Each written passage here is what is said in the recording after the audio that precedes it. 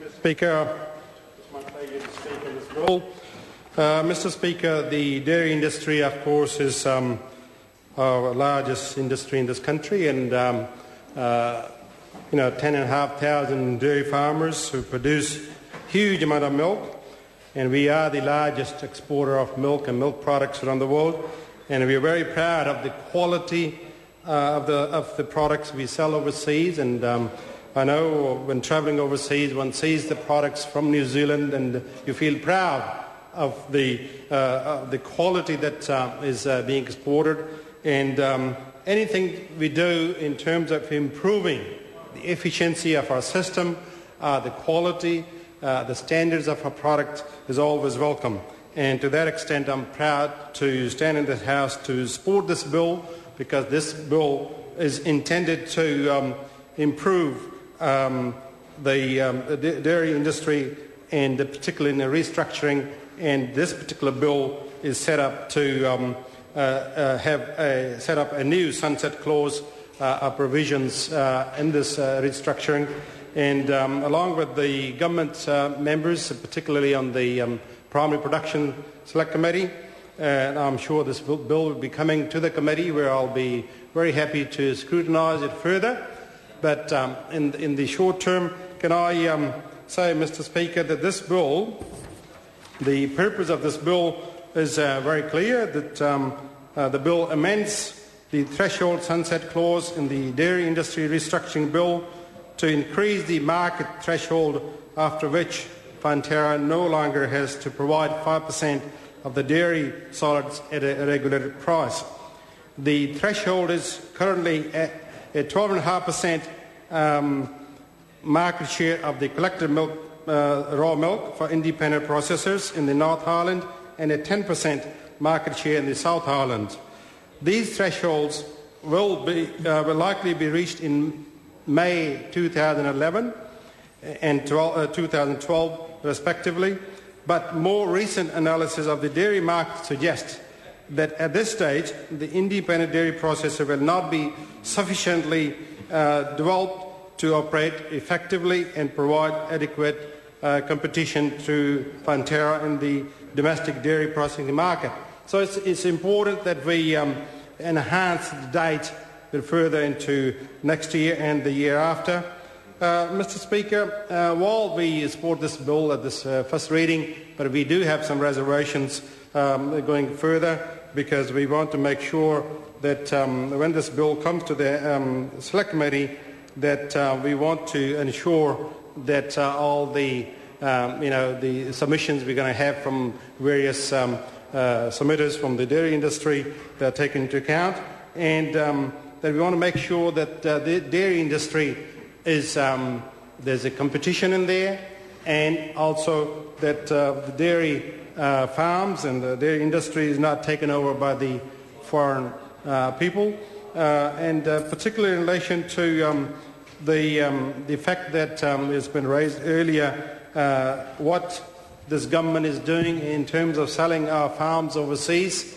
I know the thousands of hectares of land have been sold to overseas hands in recent times. I was reading the other day there's some farms have been sold to the universities in America and all that. It'll be interesting to see what the Minister Morris Williamson is going to do. One of the what the minister is going to do. I'm watching actually, Mr. Williamson. What are you going to do about this farm being sold to the Chinese? Is he going to sell these farms to the Chinese hand? That will be a real test. I know his comments he's been making recent time about the foreigners, but it'll be very interesting to see what he has to do, or what he's going to do about this sale to the Chinese, potential Chinese buyers. Mr. Speaker, I think that's an issue for all New Zealanders. We want to make sure that our land, our productive land particularly, is kept in our hands and not sold over to the foreign enterprise, people who got a lot of money who want to buy into our farms. And I think that's important, that this government should take cognizance of what the New Zealanders are saying in terms of sale to the foreign people.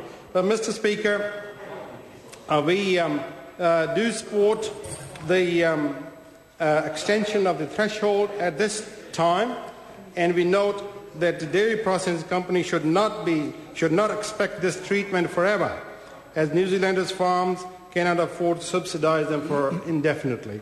It is both interesting and confusing that this bill is being read just the day after the Minister has announced a review of the Fonterra's obligation to supply milk to independent dairy processors. I mean, that's interesting. The Minister one day saying one thing, and of course now we got the bill come through. I suppose it's taken some time to prepare this bill, but clearly there's a bit of confusion in the Minister's mind. We do, however, support the review of the Fonterra's obligation to supply milk to the competitors, as it is concerning to see companies such as Synlait, which are owned by offshore interests, being subsidised by New Zealand farmers. This just really mirrors a larger issue where the increasing sale of farmland to foreign investors risks pushing Kiwis off to the farms, handing over shareholding rights to Fonterra, our largest company, and funneling our profits from this $20 billion industry offshore. And I think that's something that we really, I know with a farming background, as a scientist, I can see the potential, particularly in Asia. There's huge potential coming up. I mean, not only just the Chinese market, but the Indian market, and also wider Asian, Middle East market. There's a huge potential for milk products. And Mr. Speaker, I think we've got to make sure that there's enough competition in the market, and that we do the right thing in terms of exporting our products. Mr. Speaker, only a few minutes ago, before I came to the House, I was speaking with Mr. Graham Peters from AgCan, and he was telling me about some of the issues, potential issues, which could be coming in terms of the residues, for example, in our soils, in terms of residues and the crops and the use of chemicals that we have in New Zealand. And I think that's some issues which are concerning New Zealanders as well. And I think we got to make sure, on one end, that we have the right products, at the same time that these products that we have don't carry any residues, particularly the pesticides in these products we export, because there will be pressure, particularly competitive nature pressures coming from overseas, where people want to have products which haven't got any other residues, particularly from chemicals.